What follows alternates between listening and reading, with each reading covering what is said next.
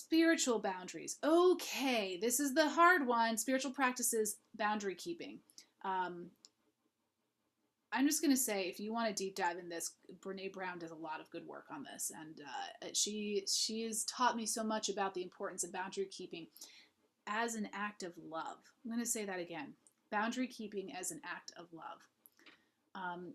If trauma teaches your heart to close up and build a wall around it, healing and teaches you how to lower your guard but have good boundaries. What do I mean by all this? You need to know what it is. You need to know the space that you need to stay safe with other people and with work and with yourself. Sometimes the hardest boundary work we need to do is figuring out how to stop that inner critic from doing us harm, because very often the inner critic has come from a voice well outside of ourselves that now we are so adept at taking the shame other people have given us and making it our own over a lifetime. So boundary keeping, though, isn't saying I'm not going to see you ever again. Well, it might be. That might be the boundary you need for some people, to love them from a distance. Boundary keeping is more, I know that I can be attentive to you if I am putting a boundary around how much time I'm spending at work. I know I can stay in relationship with you if we don't talk about certain subjects. I know I can stay in contact with a person if we never cross a certain boundary into areas that are very painful, right? It doesn't mean that you're saying I don't love you. It's you're saying I love you so much, I'm willing to do what it takes to stay in relationship, and that's keeping a boundary. So for me, my I'm not doing great canary in the coal mine is resentment. When I start feeling resentment, which creeps up in this time of the month, it is often an indicator to me that I have not set up holy boundaries with others and my sacred time. I just sigh for a moment because I feel the weight of the truth of that. Like when I am feeling resentful, it's because I have not kept boundaries for what I really need.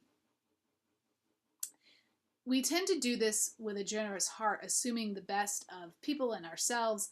But boundaries need to be in place so that I can stay true to my integrity, and we all need this, and to be generous in my assumptions about other people as well.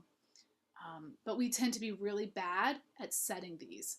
But it's the key to loving ourselves and loving others, and to sustain a love. We're gonna put a link down here in the material of a little quick thing with Brene and Oprah. What's not to love there? About how to set boundaries, but just in a nutshell, Lindsay Holmes, in a Huffington Post article, asked psychologist Chad Buck to list the benefits of improving your boundary settings.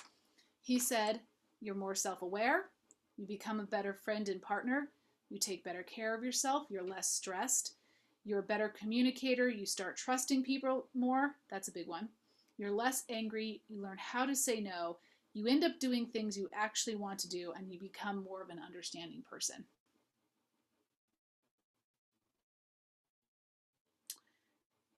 I'll take that. I'll take that any day, but especially during the part of my cycle where I am less able to get to, where I'm more prone, I should say, to have already used energy that I need for those boundaries, right? So put in mind what you need to actually build in the boundaries of sacred space. Now is the time to do it. If you've done your work on boundary keeping and set them, you can tread the waters of empathy forever. If you've done your work and set your boundaries, you can tread the waters of empathy forever. You'll drown otherwise. So that's one of my number one spiritual practices for this time frame. Okay. Also, getting stuff done in details.